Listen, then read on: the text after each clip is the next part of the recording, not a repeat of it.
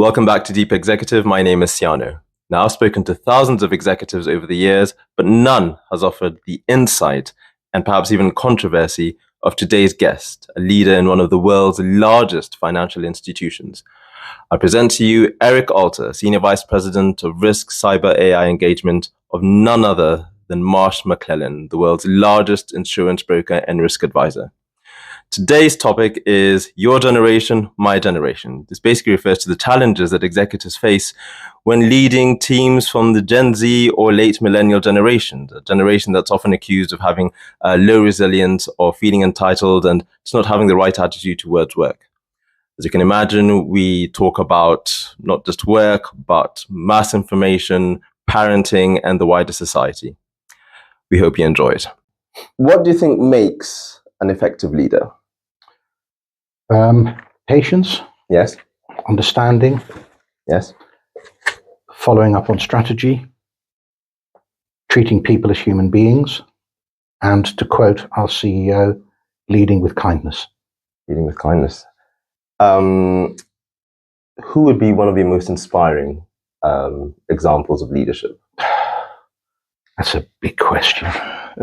I've just actually watched a documentary on Netflix on Vince McMahon, yes, called Mr. McMahon. And whilst he was a very strange individual, his leadership style was based on value. His leadership style was based on value to the people he was selling his services to. And I think that in itself is something that is often forgotten. People need to focus on the value of what they're delivering rather than the product. Right. And whilst I wouldn't say he's my most inspirational leader because some of the things he did are actually dreadful. Oh, that's what I was driving at, Harry.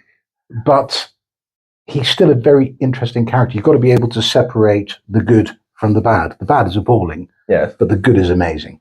Yes. Well, I like that because you've got to show both sides of leadership. I mean, what sort of leader do you tell you, or did you raise your kids up on? Hey, read about this guy or this lady. They were great. Both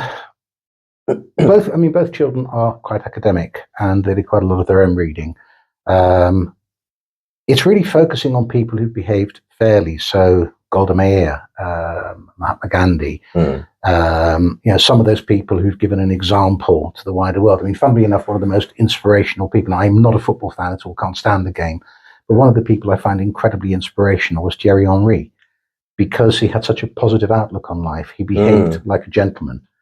He had something about him that inspired people. Another person who I actually met was Muhammad Ali. And Muhammad Ali, again, was an inspirational individual. He brought his true self to the world of sport, despite the consequences it had. You know, when he dodged the draft because he disagreed with the Vietnam War, he stuck to his guns. And I think there's a lot to be admired by people who pay a personal price for their deeply held beliefs. I should call you out on Thierry Henry thing, Eric, because I've asked you constantly about football and you say, no, Sian, I've got nothing to do with it. I hate it. I'm a rugby man, but that doesn't mean that there aren't individuals in the game who can be inspirational. I'm just saying that's the first time you said something positive football with all the conversations we've had. But anyway, last icebreaker question. Tips for parenthood. Tips for parenthood. Treat your children like people you need to raise. You are not there in the early years to be their friend. You are there to be their parents, to provide guidance. If you need to tell them off, do not tell them off by standing above them. Kneel down at their level, talk to them at face level and explain what they've done wrong. And one of the most important things is that you eat as a family. So many families don't eat with their children. We always ate as a family because it allowed us to download, it allowed us to laugh, it allowed us to share our experience of the day. And I'm very proud to say that my relationship with my children now is exceptional. They're both my friends as well as my children. Okay. Thank you. I actually have obviously I'm not a parent myself, but one thing I've learned about being a child through the years is I've become a keener student of my parents, because all of a sudden they're no longer these infallible or powerful omnipotent people. They're human beings. And now I just oddly enough, I try to emulate, well, certainly their good side. And I just wonder, oh my gosh, if I ever had kids, what would they say about me? So that's a very interesting point. So both my parents are Holocaust survivors. They were deeply scarred by their experiences during the Holocaust. They were both in hiding. My father came from a family where he was very heavily criticized by his father, and he then was fairly critical of me, and I made a very conscious decision not to repeat that mistake with my own children. Now, that's not to say that my father wasn't a good man. I loved him dearly and I respected him very much. But it was part of his upbringing, which unfortunately was as a result of his experiences, and I had to make a conscious decision to break that link. Yeah. So I think it's very easy to criticize parents, but you need to understand that they're human as well, and that their experiences are reflected in the way that they raise you. Yes, and in fact, when we talk about your father, it's not the first time you said this, but you still, because you're gracious, you still say more positive things about him. Absolutely. So he was, the fact that he had no issue with German people, the fact that he had a very good German friend, the fact that he spoke widely about his war experiences at schools, universities, and other establishments, the fact that he shared what he went through, yes, was incredibly brave. A very difficult thing for him to do, because obviously you're reliving some of the horrors that you've experienced, but it's sharing. It's about giving something back to people. Yes, that's good. Okay, so here's a quote that I picked up from one of my clients. Being a leader in a corporation is not like parenthood. As a parent, you've got no training, you've got your kid for life, and you're basically building up a person or people. As a corporate leader, you bring in your experience and your tenure through the industry and your certain vertical. Your teams are transitory, they come and go. And they are, as much as we want to treat them as humans, they are clogs in a system. That's, companies are machines and they're meant to be systematic and replicable and not dependent on the individuals. Well, certainly not at the lower levels, but also we believe. So, do you understand the disquiet that some leaders have when they say, I don't get this new cultural education that I have to go through with this new generation of workers? I'm now being taught how to say hello more nicely, have to be soft, we have to offer them more incentives, and I'm just not seeing the point anymore because they're not my children. DEI as well, I thought I was a fair person, I didn't know I had to be trained, and a lot of people, or some people, are just expressing a disquiet about this.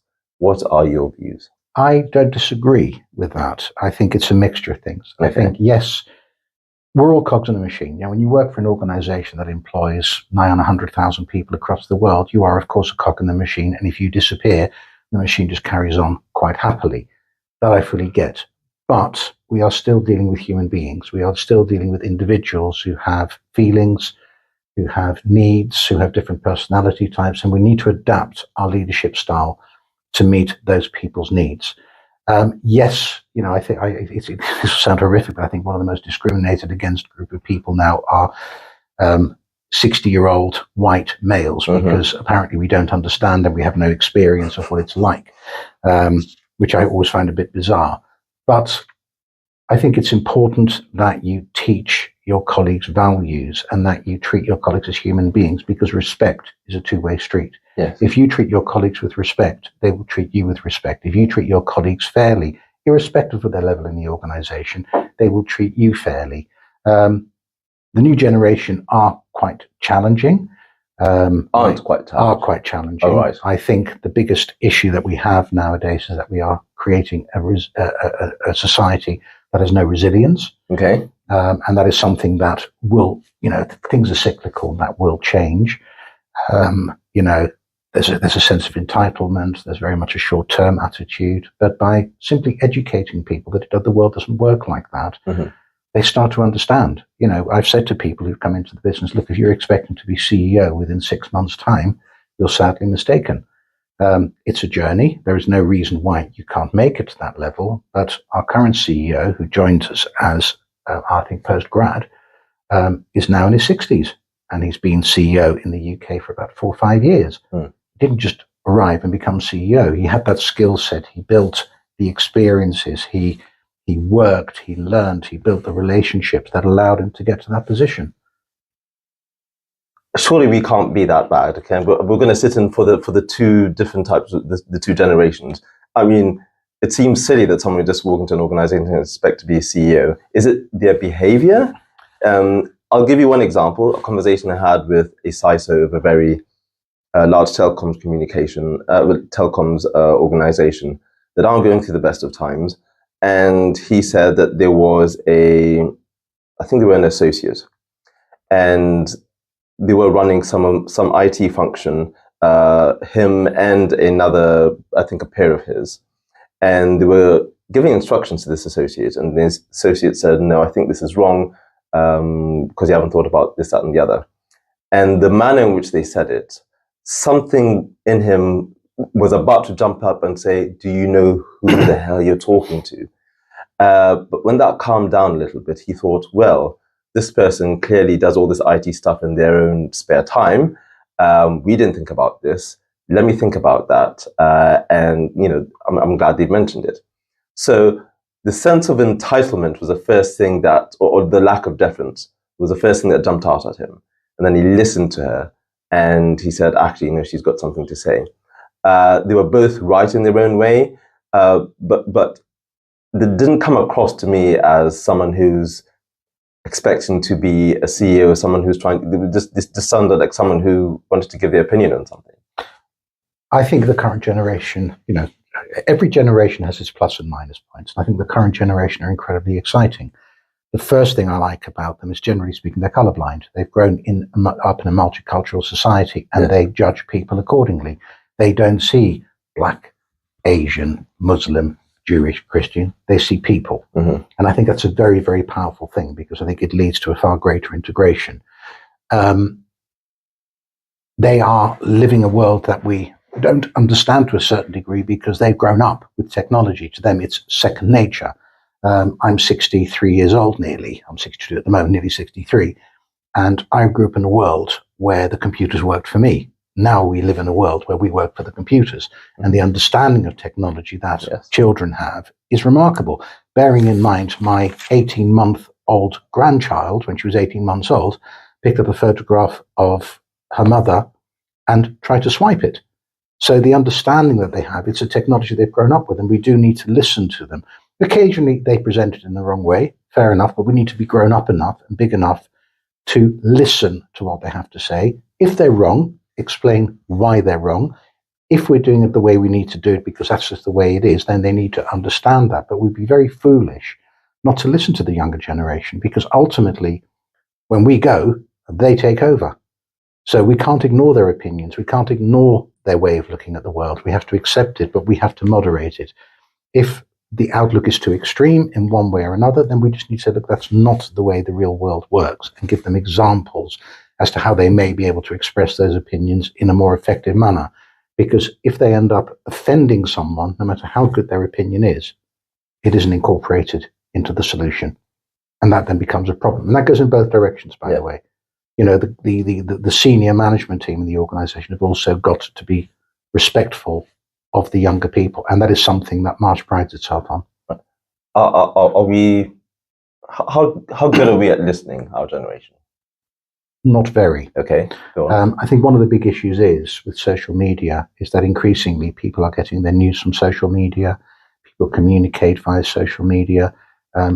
The ability to speak to one another face to face is dissipating. I think COVID has done a lot of damage in that particular space, because for a prolonged period of time, people weren't in the office, and we had people joining the organization who actually haven't physically met anyone. Yes. And that's very difficult for both parties.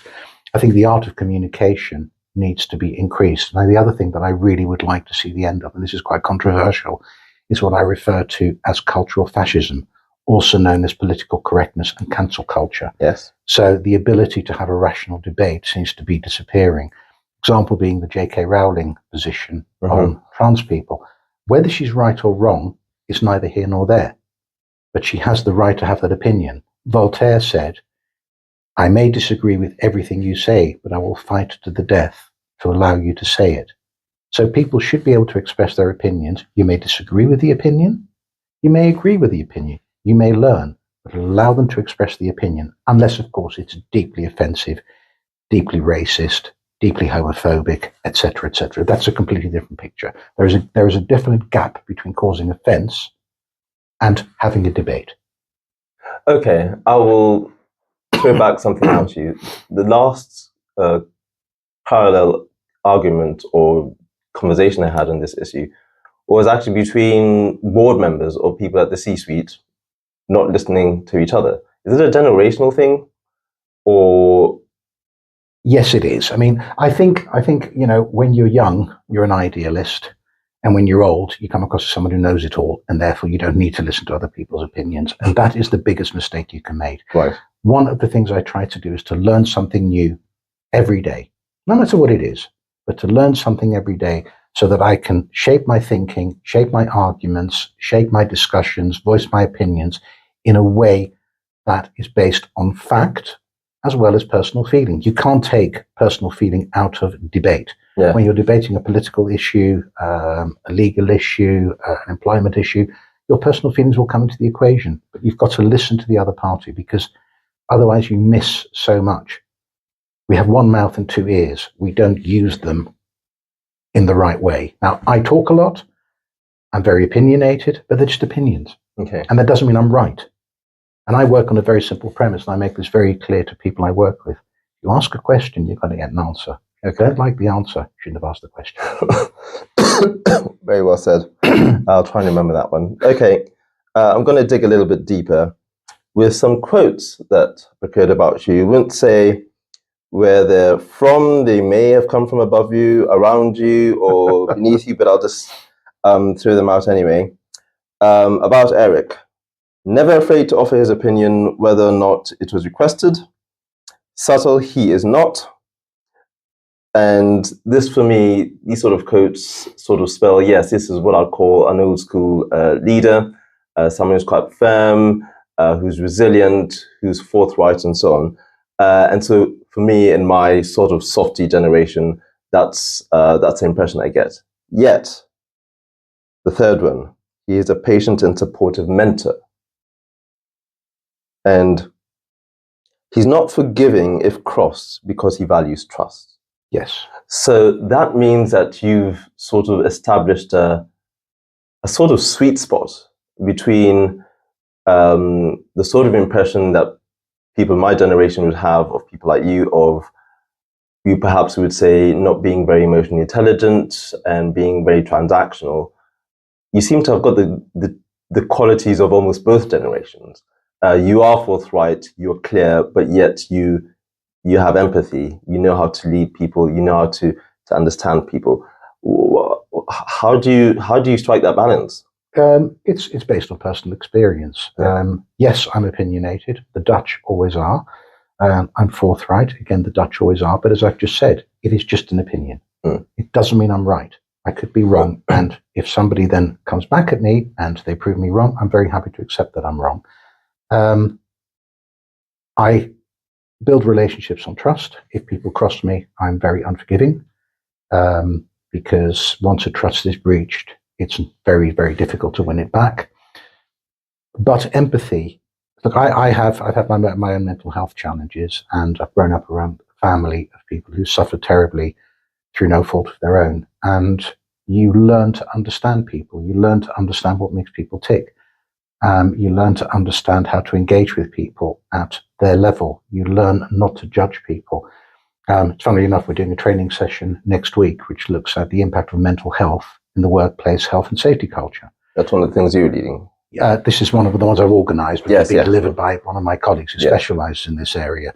But the reality is we ignore mental health, and yet we also ignore the impact it can have on a person's performance, which can actually lead to dangerous situations or poor performance.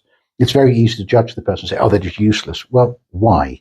What is driving them, or what has changed in their behavior over the last 3, 4, 5, 6, 7 weeks or months? Is there a problem? And I think the key thing to do as an empathetic leader is to say, are you okay? And when they say, yeah, I'm fine, you say, no. are you okay? And then they tend to open up. And by doing that, you're helping them and you're helping yourself. You've asked me that in that sort of way before, now that I think of it. Yes. Yeah. Because the natural response first time is saying, no, I'm fine. And if you ask again, then people tend to let the barrier down and they say, well, actually, and then talk to them and listen to them and find out why they are the way they are. Somebody who's genuinely a very friendly person and becomes either unfriendly or very private, there's something going on that's causing that. And I think as a human being, we have an obligation to support our colleagues.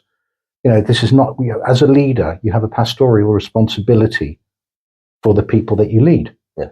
You're not their parent, nor are you supposed to be some kind of dictatorial figure. You are there.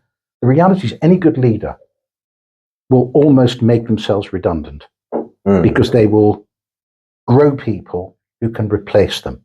And ultimately, I have never had an issue with working with someone who then eventually overtook me, because it's not just about me.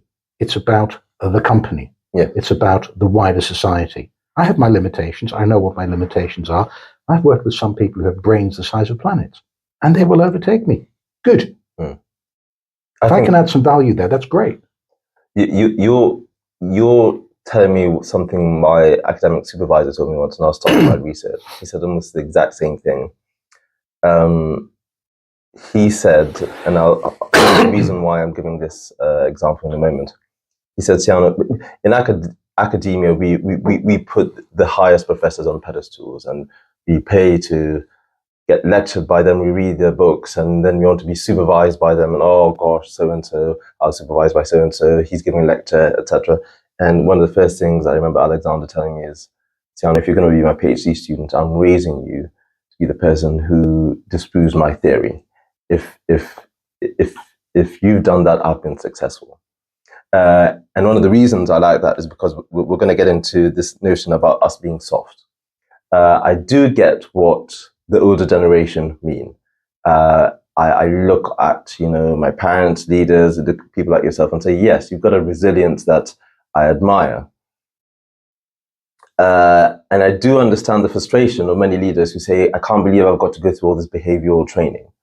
Yet a part of me thinks, I don't think you need behavioral training, because the leaders I respected the most, as this mentor of yours says, are not the people who were nice to me, are not the people who treated me in a sort of soft way.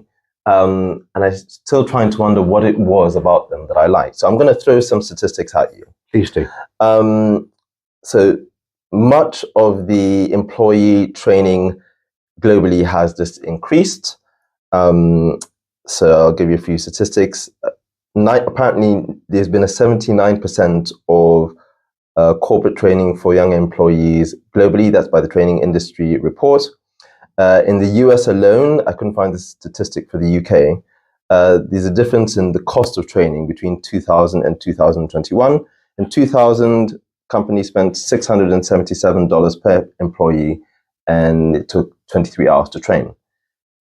In 2021, cost of training per employee is now $1,071. So it's gone up.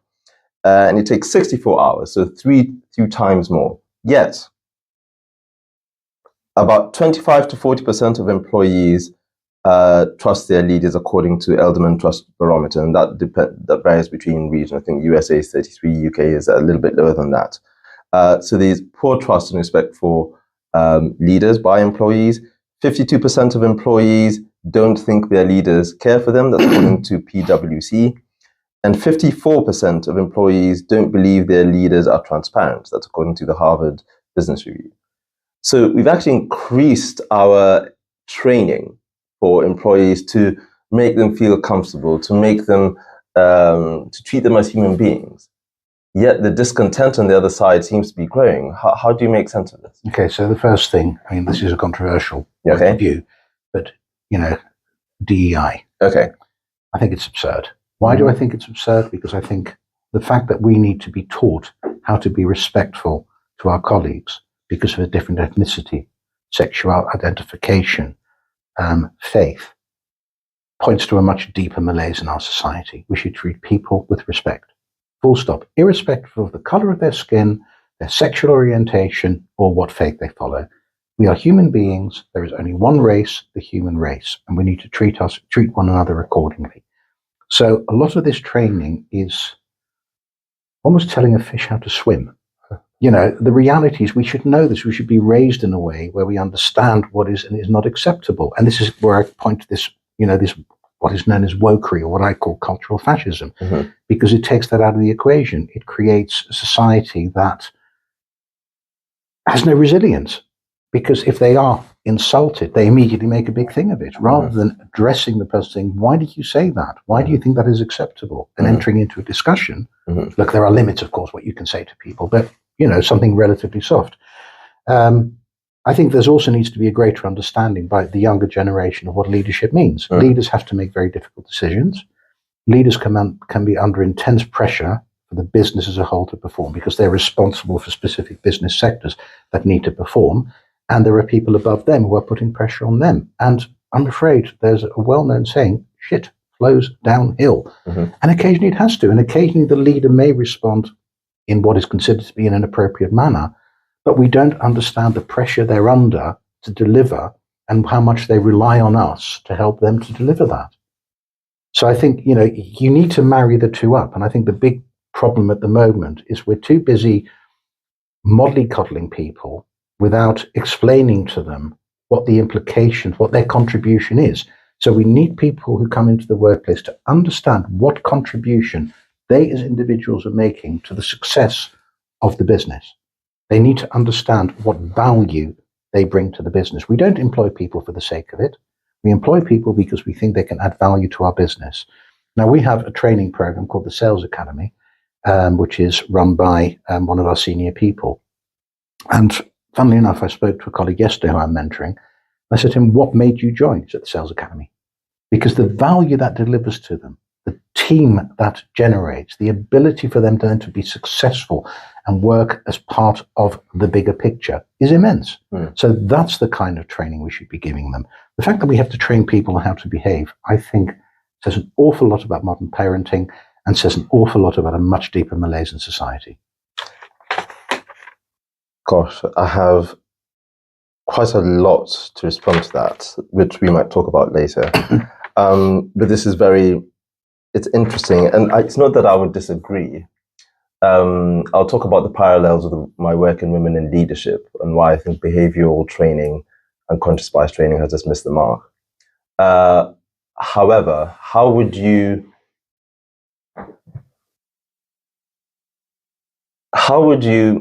say I'm an associate of yours. I'm a poor listener. You give me a task or something like that, and there's a problem. You tell me what to do, and I've got my own opinion. Once or twice, you might put your foot down and say something that I'll consider harsh. I get offended. I put forward not so much a complaint, but I give you bad feedback on your leadership reviews or something like that. How would you handle that? I think the most important thing is that as a leader, you explain why you want the individual to do what you're asking them to do. Right. Because if they disagree with it, you say, look, I accept that this is not the way you want to do it, but I'm afraid this is the way it has to be done. And the reason it has to be done is A, B, C, D, E. So you're being transparent, you're being open, you're explaining what the value of the contribution is, rather than blindly saying, go from A to B and just do as I tell you, because that's counterproductive. Sure. However, one of the complaints, and I've been an employee before, is, and there's principles in management that explain that the higher up people go in the organization, the less competent they become. Some leaders don't always show competence. You're talking about the Peter Principle. The Peter Principle, that's exactly right. And one of the reasons why employees don't trust some of their leaders is just because they just don't think they're competent. And, okay. And for example, my PhD supervisor, for example, and he'll be the first one to admit, he wasn't nice with me at all. I trusted him because he was the best in his field. So I didn't need soft. When people say our generation is soft, I'm like, I didn't need soft from him. So, I mean, yes. The Peter Principle, so the issue with the Peter Principle is that you're promoting people until they reach their own point of incompetence. Yes. But a lot of cases in the Peter Principle is managers making problems go away. So you promote someone to get them out of your hair. And ultimately, they fall over. It's a very poor corporate strategy, and it isn't as common now as it used to be. It's just personal ambition. People want to rise to the top, whatever the cost. So, I mean, what you get in a lot of organizations is a very good salesman is promoted to a leadership role as a head of office. In sales, yeah. Now, they may be a superb salesperson, but a lousy head of office. Yes. You've also got heads of office who are excellent heads of office, but basically wouldn't be very good at selling something. And I think the thing is that if you want to promote people, you promote them to a level where they can use their experience to teach other people and to become competent. If you are specifically promoting people into a position where you think they might fail, you are treating them badly because you're almost setting them up to fail. And I think that is a really, really dangerous thing to do. I think competency needs to be challenged. I mean, Marsh is a meritocracy. Mm-hmm. So we are very much about people being put in positions of authority because they have earned the right. And certainly within our current C-suite, and I sit in the corporate business, within our corporate business, there is not a single person I can think of in a position of leadership and authority who hasn't earned the right and hasn't demonstrated their ability to maintain that role and to grow into that role. That's critical, not just get into that role, but maintain it. Yes. So, and occasionally somebody has to grow into a role. Occasionally you are putting someone in a position that they're not entirely ready for, but you've got to give them the opportunity to get there. It's like recruiting a new salesperson on the graduate program. You need to teach them and you need to see the future in them. And that's exactly how you build a strong leadership team. So there's these two gaps in the Peters principle that I'd like your opinion on. Firstly, people, part of measuring meritocracy is the length of tenure. So just say, so-and-so has been with us for 10, 15 years, surely he deserves to be a director. So that's one way. Whereas you and I both know becoming a leader is almost like starting a different career because of the skills that you're learning, a completely different set of skills. The second is, there are those people who won't be great associates, who have some more innate abilities of leadership, but because of their poor performances at the bottom, they just won't be seen or won't be considered. Yes, but those individuals do have a responsibility. You can't work poorly at a lower level and expect to be promoted, because that's not how a meritocracy works. But that's a fallacy of Peters principle. That indeed, and which is why the Peter principle is very, very dangerous. Yeah. I think, look, you get to an age, I mean, like I said, I'm in my early 60s, coming to my mid 60s, and you get to a stage in your life where you recognize, right, this is what I'm good at. And do I have the intellectual capability to do more? Possibly. Do I have the emotional strength to do more? Do I have the emotional strength to take on that additional pressure? No. And I think a lot of people are so blinded by ambition that they forget to see what matters, and they forget to see their personal happiness. You spend more time in the workplace than you do with your family. And it's important that you're happy in your workplace, because if you're not happy in your workplace, your performance will suffer. Okay. And if you're put in a position that you are not either intellectually or emotionally able to deal with, you will fail. And not only will you fail the business, you will fail those around you. So I think it's very important. And again, I have to say the business here is very, very good at that. It's identifying those people who have both the emotional and the intellectual capability to take the business further. Yeah. We are a human organization. My immediate CEO has been very open about the challenges he's faced in his life. And yet he is an absolutely superb leader because he leads utilizing his experience and therefore leads with kindness. And that is why he is respected. Yes. And I respect him a lot, especially when he's trying to bring the four companies together and then the sort of leadership cultures. This is actually a level below. Right. This is the corporate and commercial. No, this is the corporate and commercial CEO. Yes. I mean, Chris is amazing. He's an amazing leader. He's, but the two of them have changed the culture in our business fundamentally. It's a much nicer place to be. It's a much nicer place to work. Right. We feel a part of something. We have a common goal. We support each other. We help each other. It's a very, very nice place to work. So what would you replace all this behavioral training with? It's a very difficult one, Ciano. The reality is parental responsibility has a huge part to play. It's teaching people values.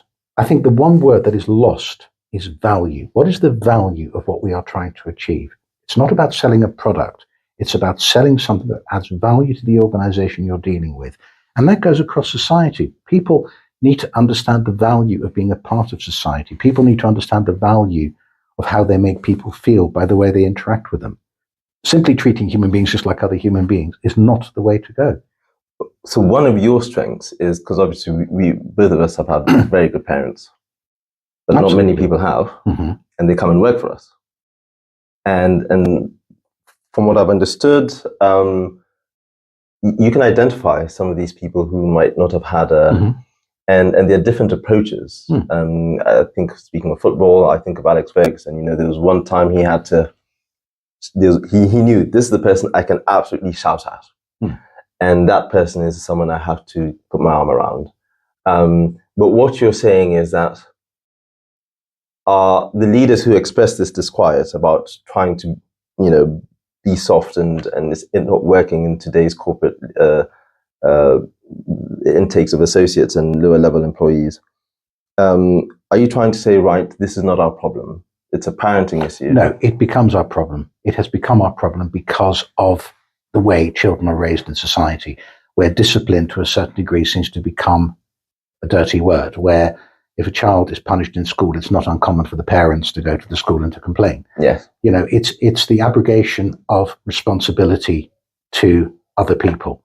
My son went to a Jewish school, as did my daughter, and at a certain stage there was a degree of criticism about the education the school was giving them. And I actually said, that's nonsense. It is your responsibility as a parent to give your child their identity. It's not the responsibility of the school. You can't outsource that. You are the parent. You're responsible for your child's behavior. You're responsible for your child's education from a social perspective, from a religious perspective. It's not up to the school to do that. You can't always pass responsibility onto a third party. Now, when we bring people into the workplace, and we've had people who've had very, very challenging upbringings, and to then see them develop is amazing. To help them develop, to help them overcome the trauma they've suffered in the past, to make them see themselves as a valued contributor to society is incredibly rewarding. And yes, there is a degree of selfishness about it or self-aggrandizement about it, but because you get a degree of satisfaction from seeing that person grow. We have an example of an individual in the business whose background is horrendous. And they're now in a leadership position, and they are brilliant at it because they understand what it's like not to be treated nicely. And they don't want to then overlay that behavior onto someone else. They often say, somebody who's been abused becomes an abuser. That's a lazy argument. The person has a choice. You can take what's happened to you in the past, and you can either allow that to change you for the worse, or you can say, I'm never going to allow that to happen to anybody else.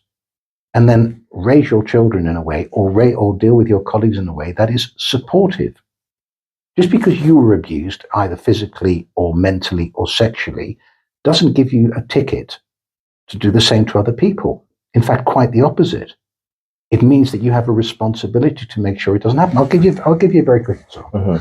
I visited Dachau concentration camp several years ago, and the girl who was taking us round was a German girl. She was in her mid-20s.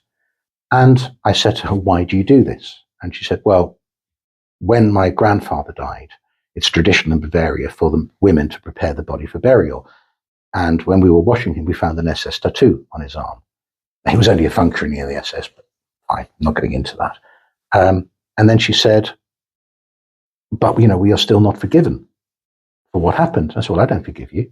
She looked at me in shock and said, why not? I said, because I've got nothing to forgive you for. You haven't done anything wrong. You are the grandchild of a person who may have done something wrong. That is not your responsibility. The only thing that's incumbent upon you is that you make sure it doesn't happen again. So I'm not seeing you as an abuser. I'm seeing you almost as a survivor. And we have to bear in mind that, there have been some fascinating documentaries on this, that the children of the Nazis were in a way victims of the Nazis because they inherited a reputation that wasn't theirs. Yes. The son of the commander of Auschwitz refused to go to Auschwitz in case he was recognized and hated his father and was treated badly because of his father. He wasn't responsible for his father's actions. Now, if he then followed in his father's footsteps, that would have been a different situation. But he didn't. And it's important that we give people the room to grow, the room to move away from bad influences. Be themselves. To be themselves, exactly. I mentor somebody who comes from Peckham, not the nicest part of the world, unfortunately, and who has seen some horrible things. Yet he's now going to be a lawyer. That is amazing because he had the choice. He could have gone the wrong way. Now, he had a very strict and very good mother, but he moved away from that and he's looked to improve himself. So judging someone on the basis of their background is the wrong thing to do. Allow them to grow and help them grow. We have a pastoral responsibility for our colleagues. We need to support our colleagues. We cannot treat our colleagues badly, because if you treat your colleagues badly, they will leave. They will not be productive. And it's by treating people well, by treating people in the right way, they're more than willing to work with you, for you, and add to the value that you bring and the company brings. It makes sense. Yeah. Thank you. What do you think makes a good parent? We've spoken about your upbringing as well, yes. And you've had your challenges, but I'm sure you still respect your parents. So what makes you a good parent? More than respect my parents. Yeah. I think the world of them. I think they are the best parents. I feel incredibly lucky. So what makes a good parent? I have to be one of the luckiest, absolutely luckiest people in the world to say, I just watch my own. I don't think I can say more. No. Actually, it's a very interesting point, because I think the one thing I didn't mention when you asked me the question is make sure your children realize they are loved. Yes. Tell them you love them on a regular basis. Make them feel loved. Yes. That is so important, because it gives the child a sense of security. Yes. Yes. And that's why, that's why I give them the answer that I have, because, obviously now I see them as people and they're not perfect. Their imperfections have grown before my eyes, but it's so easy to excuse them because we love each other. Yeah. And that's, I think that's what love does. So how do you help leaders to become more effective? In leadership or leading teams? Both in leadership. Well, look, the fact that they're a leader means they're leading a team. Yes. So really from both angles. So I think I mentioned in other podcasts our innovation business epistemology. The main pain point that leaders face is trusting one another. And sometimes it's through no one's fault. You've got siloed leaders, head of different functions. You've got mergers and acquisitions where companies, they function well on their own. Now they've got to share resources and share clients, but they're giving my clients, they're going to trust me anymore, and so on. And you've got these sorts of things. Yet, the Harvard Business Review says that you can lose up to 21% of profit because you don't have these this sort of trust and collaboration. So I help leaders. I think leaders, you're right. I think you guys are under immense pressure for so many reasons. And one of the things I see in leaders when I talk to them is many of them aren't allowed to be themselves. They need to give an impression to their teams. They need to be strong. They need to give their impression to people they report to, their peers. They can't be seen to be losing control or anything like that. They've got to give an impression to their investors and so on. And all the while, we've talked about Peter's principle and all that sort of stuff. They're not allowed to say, I need help. I'm a little bit lost. I can't. It's almost the one level of the organizations where a human being can't say that. And so much of the stress is brought about by, which is why there's so little accountability, why performance is difficult it's easier to blame the next person.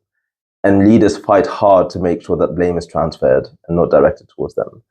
And one of the things when I talk to CEOs is to say, there's something cultural here, that you're losing out on profits. You're losing out on sharing resources. These guys don't talk to each other. Or in one of the cases, most of them don't talk to you.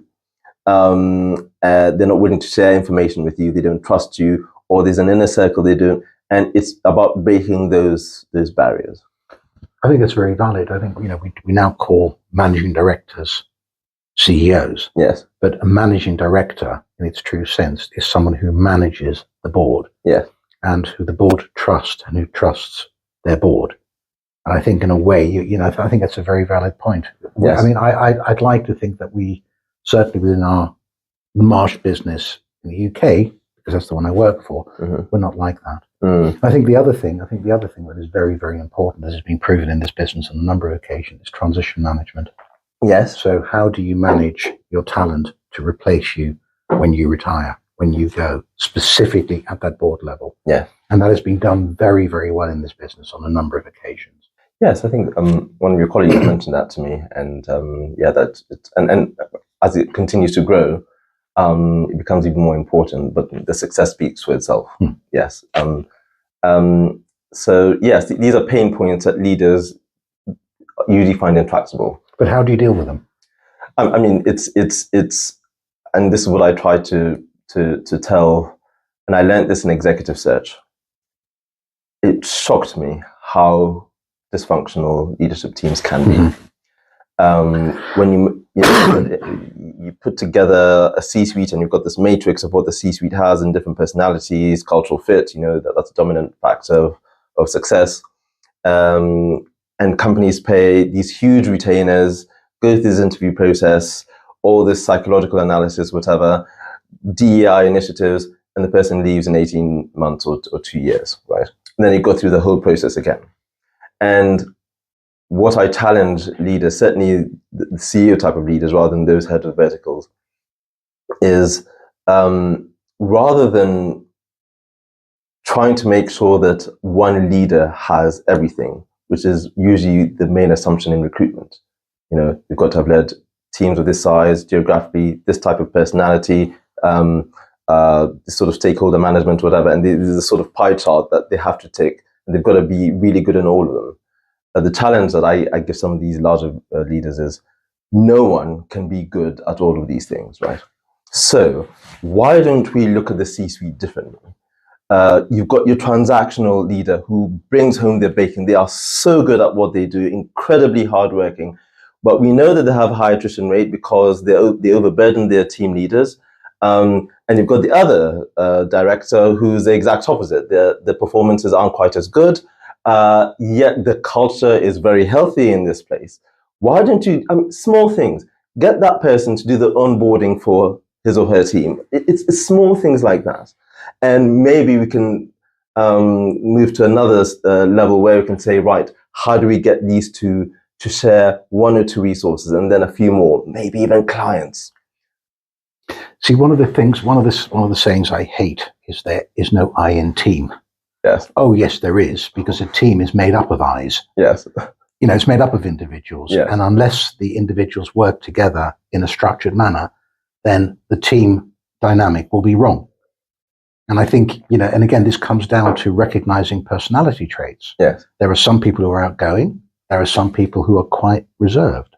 There's some people who are quite introverted. That doesn't mean they're not good people. No. But put them in a position, play to their strengths. Play to their strengths. A good leader plays to the strength of their team.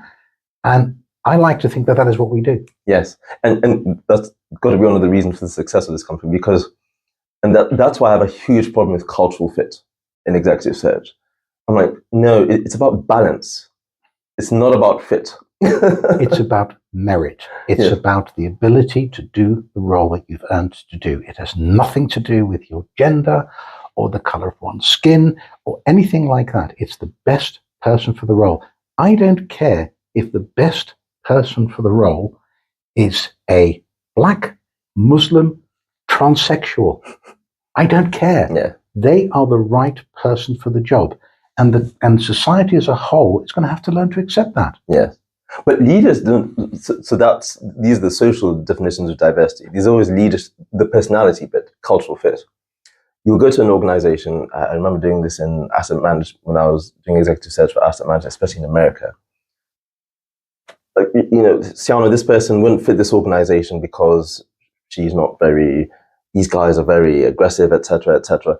Yet you talk to their CPO, the attrition, their turnover rate is high. They're not good at, it's just an awful place. Half the candidates we talk to say, oh no, these guys have a reputation for, so don't put me forward. And I'm like, excuse me, that's actually the leader you need, or this company needs. But again, take it to a slightly more transactional level. So Yes. at one of the AI conferences I went to, they were talking about CX. Why they can't just call it customer experience? Fine, Yeah. CX. And they were talking about efficiencies and driving efficiencies. Yeah. And I asked the question that is not asked often enough. So what? Mm-hmm. So, well, it makes them more efficient. Does it? Yeah, it does, because they're more efficient at what they do. Yeah, but are they happy? What do you mean? Well, if they're not happy, then that will soon transfer to unhappy clients. Yes. And therefore you start losing business. So you've created a very efficient model that has the exact opposite effect what it needs to have. I think that's where people need to focus. It goes back to that value. What value does an individual bring to a role? Mm-hmm. What value does an individual bring to a team? What value does an individual bring to the board? Yes. And I think that's why NEDs are so important, because you get that outside-in view. Yes, indeed. Invaluable. Yeah. That's what I do, yes. Yeah, so I completely agree with you. Lastly, I don't help leaders run their teams. Exactly, that's one of the things I don't do. However, I have found parallels when I did my work with women in leadership, which was when I hear leaders talking about, oh, I've ticked all the boxes and why aren't they doing this? With diversity, equity, and inclusion. The main argument for diversity is innovation. And, now I'm starting to hear leaders saying, Siano, I've hired women, I've promoted them, I've given them the whatever structure, working from home or whatever. I listened to them. Yes, the behavioral training said, make sure you, etc. So where's my innovation? Where's this percentage of innovation that I'm meant to be getting? And I can't see it. And we're now seeing there's a recent backlash against diversity, equity, and inclusion. And that's the only parallel that I can think when it comes to leading teams. They say, let's soften up our employees and give them all these benefits and take them off on a holiday, etc.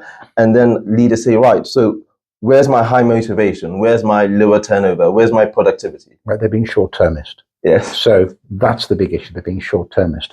When you bring, for instance, that our industry is still quite male, and stale. That's the reality of the insurance, and same with banking.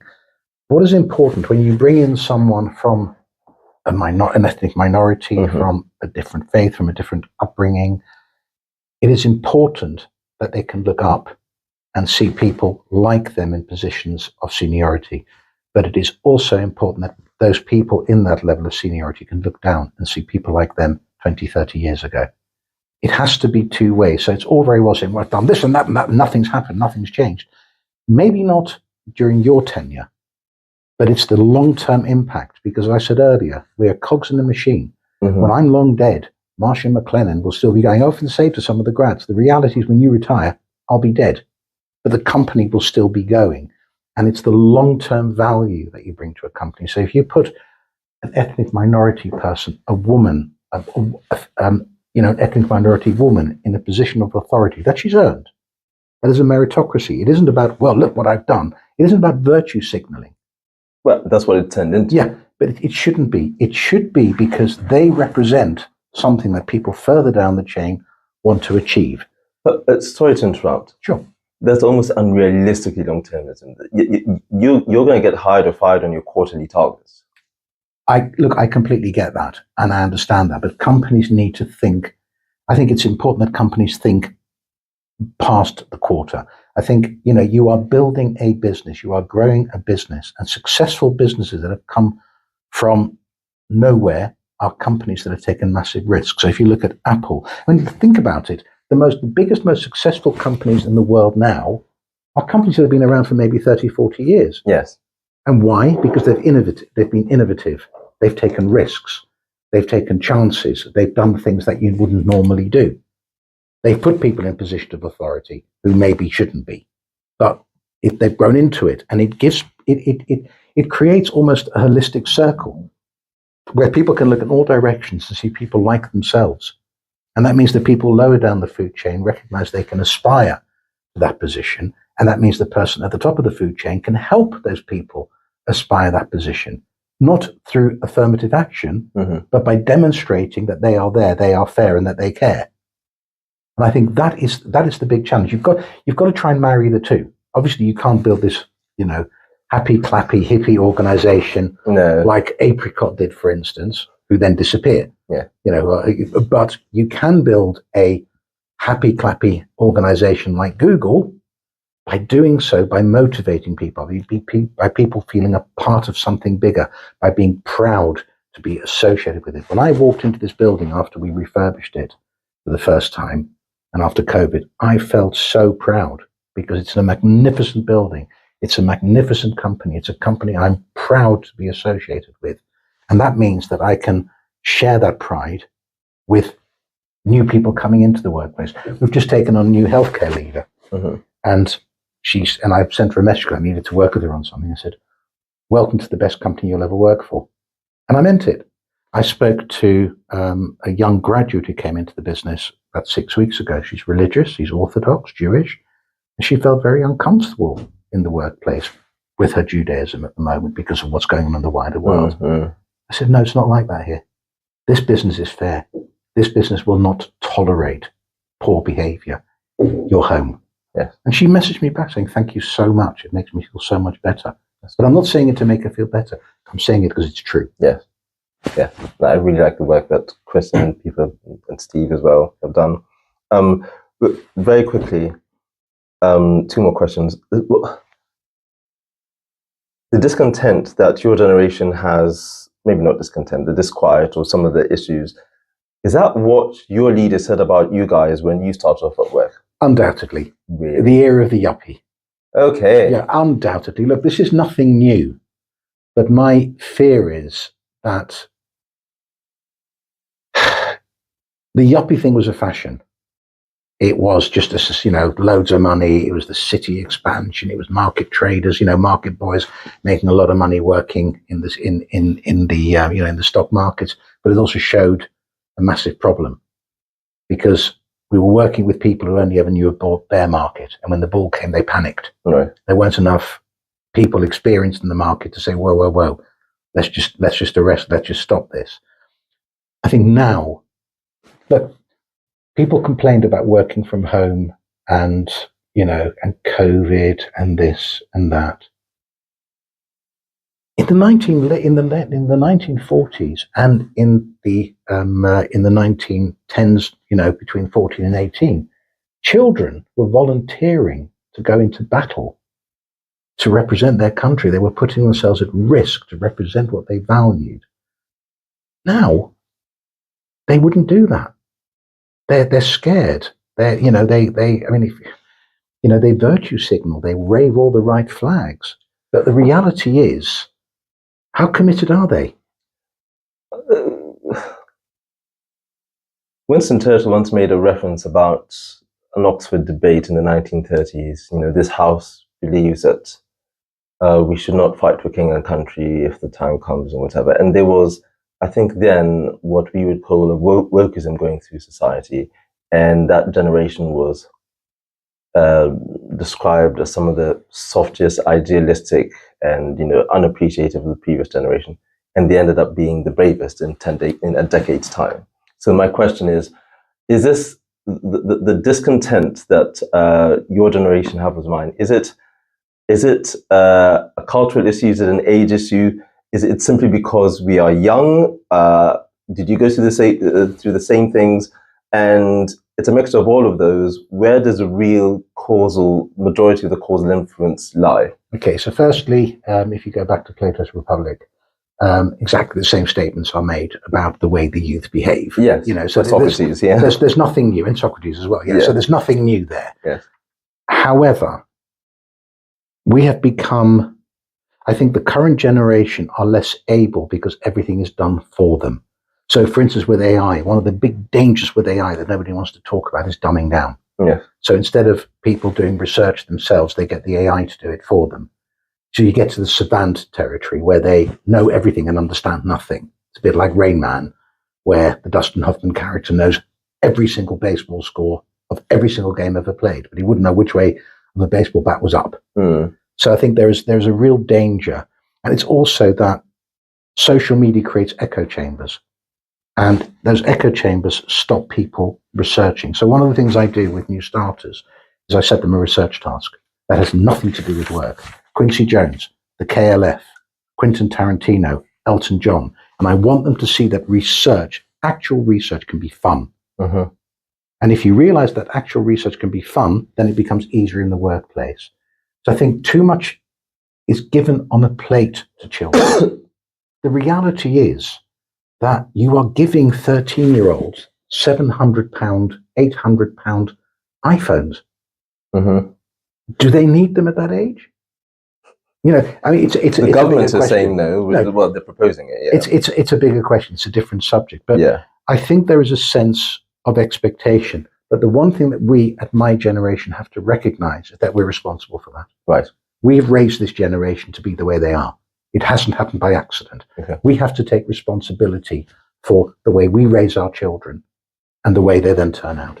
So, and this is the closing question, what steps would you take to going back, bring things back into the corporate scene, to lead teams in today's world? How would you, with our generation and our softness, our lack of resilience, what's the best way of getting productivity out of them? By making them feel comfortable about being uncomfortable. Okay. What perhaps a parent of mine might say, helping them to grow up? Want of a better word. Yeah, but seriously, make people, look, we work on a premise that you're allowed to fail as long as you learn from your failure and as long as the failure isn't too big. You know, you're allowed to make mistakes. You make a mistake and you own that mistake, that's absolutely acceptable. But the reality is, we need people to understand that it's okay not to be okay. Yeah. It's okay not to be the biggest success. It's okay not to be a CEO by the time you're 25. Yes. It's okay to not be okay. It's okay not to be successful. Yes. And it's providing realistic aspirations. The aspirations that are set through social media platforms are totally unrealistic. The concept of the influencer, you know, if you think about it in a rational way, it's a nonsense. Yet people aspire to be like that, but they don't see the true picture. Yes. And I think it's very, very important that we teach our younger people that they are part of a society and they need to feel like part of a society. A business is a society. A business is based on culture. Mm-hmm. And a business that has the right culture is a successful business. Before we close, I do have to ask the same question in a more penetrating way, giving my own example. Please. So, one of the things that slapped me in the face coming out of academia is you've got to bring in the quarterly results, right? So there's not much room for failure. As a researcher, you know, we're finding things that no one else knows. Right? Hang on a second, let me just challenge you on that. Yes. You are talking about corporate failure. Yes. I'm talking about individual failure. Yes, yes. But I'm asking how you lead, you're a corporate leader, and how you lead people with to handle... To learn from their mistakes. Yes. So they don't repeat them. To make them understand the impact of their mistakes so they don't repeat them. Okay. Let me carry on this example. Sure. Because you can apply this. So I come from a world where 9 out of 10 times you will fail, because that's just what it is to find something completely new. So when applying a certain strategy or whatever, I'm 100% used to failure. And, you know, I don't work for money, I work for work. And so when I'm told, you know, you can't afford to fail, Ciano, you need to be hitting these sort of targets. All I can say is, have we got the right strategy and all the right factors behind? And I speak a far bigger strategic, bigger picture. And I say, I expect to find something much bigger in the next 2 to 3 years. You can't afford that. It's not what you pay me for. What would you tell me?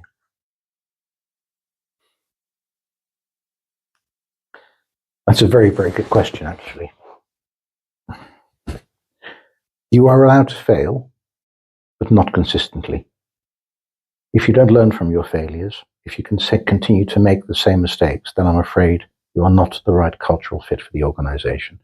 So I had one young man that I mentored who on a good day was useless. And no matter what I did and no matter what I tried to do, I wouldn't get back what we needed.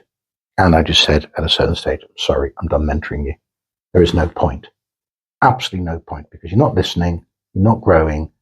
I'm giving you all the tools to do the work yourself, and you're just not doing it. So I'm sorry, we're done. And the person didn't last much longer within the organization.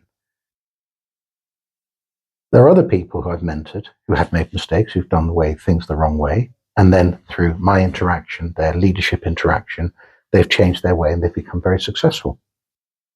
So allow people to fail. Allow people to make people see that they're part of a bigger unit and that their contribution matters.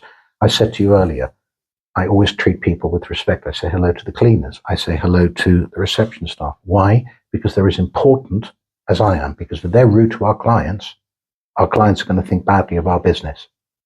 It's making everyone realize how they are part of the machine. If they fail to perform on a consistent basis, they're gone.